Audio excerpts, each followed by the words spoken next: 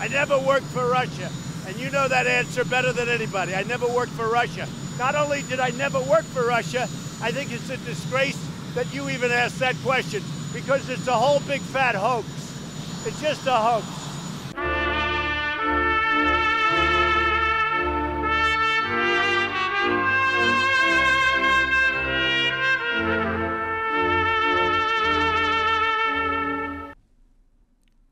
I have been thinking lately whether or not it is possible to be neither anti-Trump nor pro-Trump.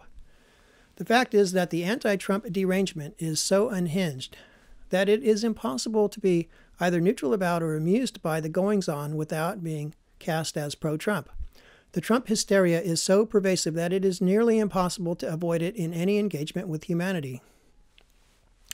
The point is that there are very few people who are undecided about Trump.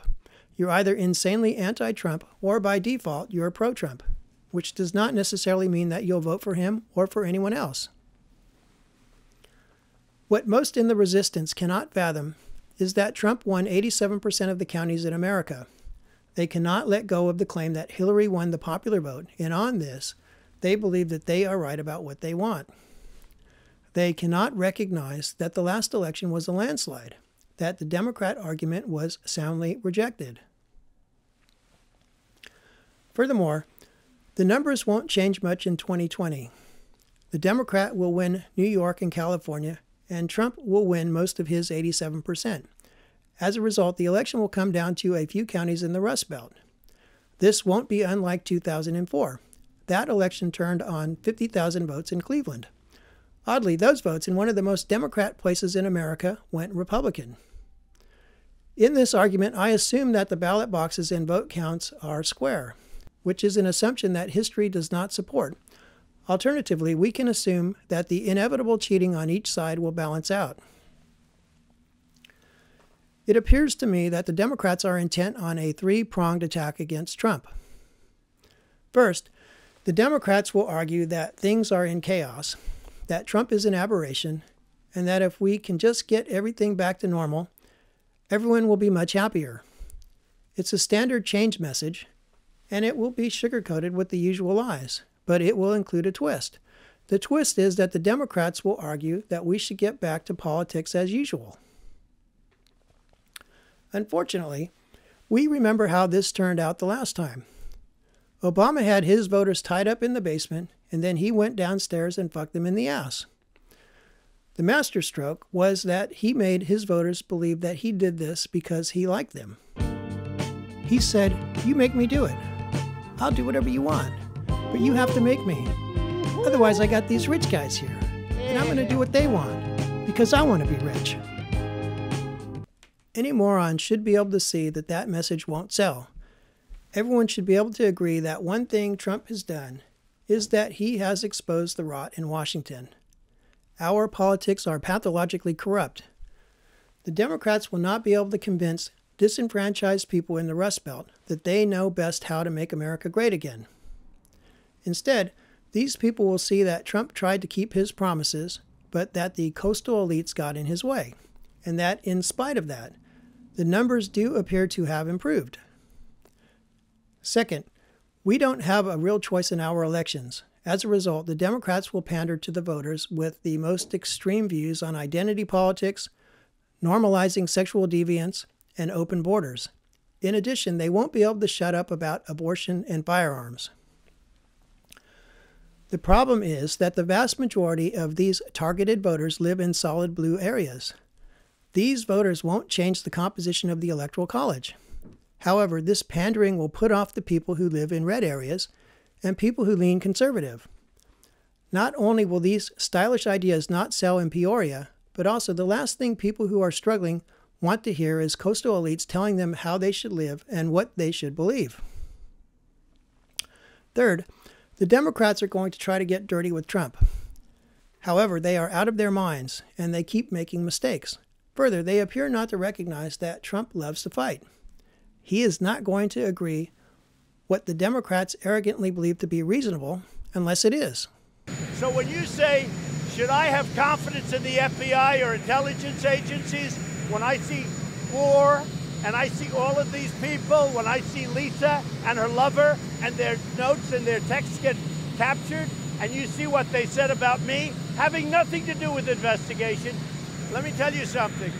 When people see that, you have an angry country, because the whole thing is a hoax. It's a big hoax, and it's very bad for our country.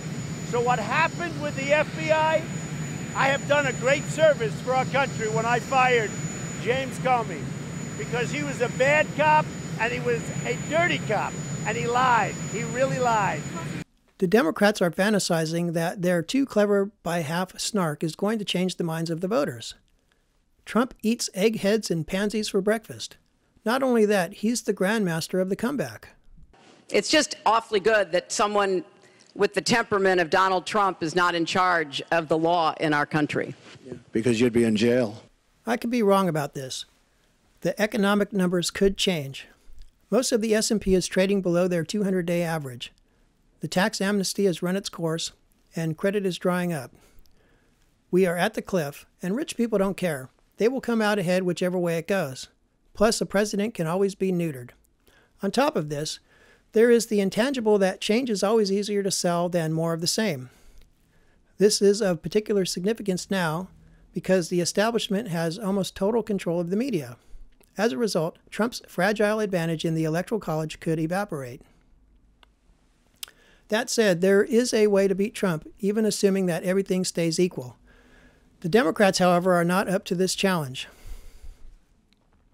To beat Trump, the Democrats would have to do two things. First, they would have to find some good in Trump, treat him with respect, and give his policies a fair hearing.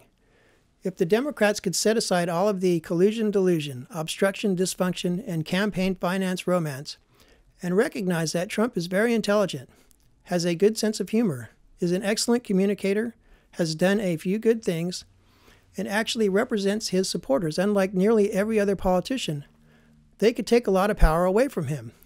With all of their hate, which fundamentally makes them look stupid and insane, they have created a monster. They have made Trump strong and larger than life.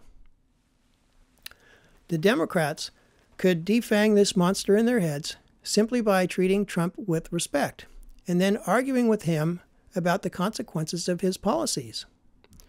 We are only 2 years into Trump's presidency, but the Republican policies are a disaster. Wealth inequality is increasing. The working man is having a harder time keeping up with inflation, let alone buying a home or saving for retirement. And the environment is under corporate attack. In addition, Trump is stacking the courts with judges who are biased towards corporate power. But the Democrats can't do this. The resistance is so entrenched in the dichotomy that Trump is evil that they cannot let go of their hysteria. They are getting off on it like junkies get off on Skag. Second, as alluded to, the Democrats would have to set aside the social engineering and adopt a primarily economic message. It is not a secret what the voters want: less war, protect Social Security and Medicare, resolve the crisis in medicine, improve education and the infrastructure, and regulate corporate greed. But, as alluded to, the owners of this country will not permit the Democrat politicians to do this. What you will get instead is fuzzy slogans calculated to deceive you. Then, if a miracle occurs and the Democrats win the presidency, you will get a knife in the back. In conclusion, no one is happy about how things are except the rich. However, hardly anyone stops to discover the real problem. It is not Trump. It is decades of policies which have resulted in massive wealth inequality. Trump is just a show which distracts the public. All of this, of course, begs the question: why would intelligent people believe that the way things are is an accident, and that getting rid of Trump will solve all of the problems?